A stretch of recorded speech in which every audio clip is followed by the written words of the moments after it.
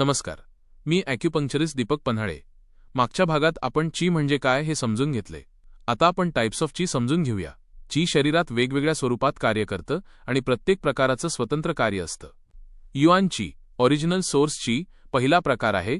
Yuan ची म्हणजेच original ची. ही ची आपल्या जिंग म्हणजेच एसेन्सशी खूप जवळून संबंधित आहे. ही प्रीनेटल जिंगमधून निर्माण होते आणि जन्मत आईवडिलांकडून आपल्याला मिळते. युआन ची किडनीमध्ये साठवली जाते. तिचं मुख्य केंद्र मिंगमेन डीयू 4 या बिंदूवर मानलं जातं, जो दोन्ही किडनींच्या मध्ये असतो. ही ची शरीरातील सर्व यिन आणि यांग ऊर्जेचा पाया आहे.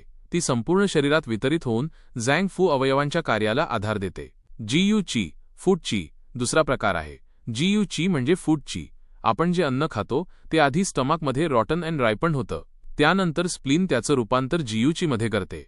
ही अजून पूर्ण वापरण्यास योग्य नसलेली ऊर्जा असते. ती वर लंग आणि हार्टकडे जाते, जिथे तिचं पुढील रूपांतर होतं. कॉंग ची, एअर ची, तिसरा प्रकार आहे. कॉंग ची म्हणजे एअर ची. श्वासोच्छवासाद्वारे आपण जी ऊर्जा घेतो ती एअर ची आहे. ही रक्त शुद्ध करण्यास मदत करते. एअर ची शिवाय जीवन शक्य नाही. लंग्स ही ची शोषून इतर ची सोबत एकत्र करतात. तुम्हाला ॲक्युपंक्चर, मॉक्सिबशन, कपिंग थेरपी, इतर ट्रीटमेंट घ्यायची आहे तर स्वामी स्पर्शम ॲक्युपंक्चर सेंटरला आजच भेट घ्या आणि अनुभवी तज्ज्ञांकडून उपचार घ्या.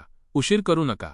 आजच संपर्क साधा 9321036573 या नंबरवर आणि तुमची अपॉइंटमेंट द्या.